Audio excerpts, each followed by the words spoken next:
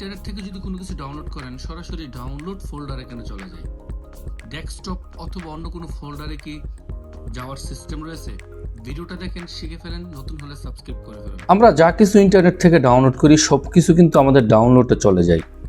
কারণটা কি? আর ডাউনলোড ছাড়া আমরা কি সরাসরি এই ডেস্কটপে কোনো কিছু ডাউনলোড করতে পারবো? চলুন আজকের এই টিপসটি শিখে ফেলি। প্রথমেই এইটা আপনি সেট করার জন্য আমি যেহেতু গুগল ক্রোম ব্রাউজার ব্যবহার করি, আমি ক্রোম ব্রাউজারে চলে যাব। এখান থেকে যাওয়ার পরে এই যে ডান পাশে এখানে 3টা ডট দেখতে পারতেছেন, এখানে একটা টেপ করবেন। করার পরে এখানে দেখবেন একদম নিচে এক্সিটের আগে সেটিং, সেকেন্ড লাস্টে সেটিং একটা টেপ করবেন।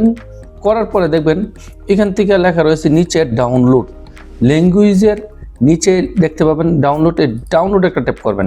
ওকে, করার পরে এই যে ডাউনলোড, এইখানে দেখতে পারতেছেন লোকেশন, অর্থাৎ আপনি কোনো কিছু ডাউনলোড করলে কোন জায়গায় যাবে।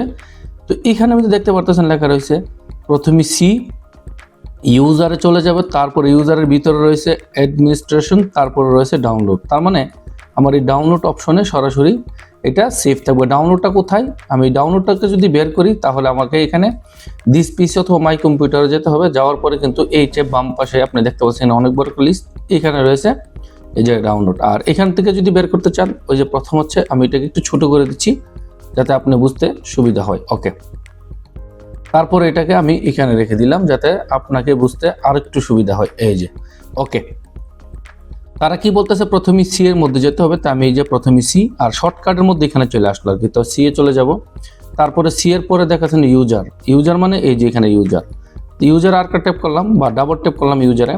তারপরে এখানে বলতেছে অ্যাডমিনিস্ট্রেশন, এই যে ইউজারের পরে অ্যাডমিনিস্ট্রেশন, এটার মধ্যে টেপ করবো, এটা ডাবল টেপ। অ্যাডমিনিস্ট্রেশন পরে কিন্তু এখানে রয়েছে ডাউনলোড। তো ডাউনলোড অপশনটা কিন্তু এই যে মূলত এটা। তার মানে আমি ইন্টারনেট থেকে যা কিছু ডাউনলোড করছি এখানে আমি এটা যদি একটু বড় করি নিচে থেকে, এই যে তার মানে এই যে এইগুলো আমার ডাউনলোড করে ইন্টারনেট থেকে। ওকে, তো এইগুলা এখানে সেভ না করে যদি আমি অন্য কোথাও সেভ করতে চাই, তা আমি এটাকে মিনিমাইজ করে এটাকে একটু বড় করে দিলাম। তো এখানে চেঞ্জ করতে পারবো না, এখানে দেখা যাচ্ছে চেঞ্জ। এই যে আপনি এখান থেকে চাইলে ডেস্কটপে সেভ হয়ে যাবে সরাসরি, আপনি যে কোনো জায়গায় সেট করতে পারেন। এই যে এখানে রয়েছে। ওকে, তো আমি এখন এই যে ডেস্কটপই দিয়ে রাখলাম যাতে আপনার বুঝতে সুবিধা হয়। জাস্ট ডেস্কটপের মধ্যে আর কিছু লিখলাম না, অনলি এখানে ডেস্কটপ সেট করলাম বা টেপ করলাম, এই যে ডেস্কটপ। ওকে, এই যে সিলেক্ট, এখন এটা কিন্তু কি হলো, এখন ডাইরেক্ট ডেস্কটপে চলে আসলো। ওকে, আর এখানে 2টা অপশন রয়েছে, ask where the to save, মানে এটাকে সেভ করার জন্য আপনাকে তারা জিজ্ঞেস করবে ডাউনলোডিং করার সময়। আর এখানে রয়েছে ডাইরেক্ট ডাউনলোড ডান হয়ে যাবে। তো আমি এটাকে দিয়ে রাখলাম ডাইরেক্ট ডাউনলোড ডান।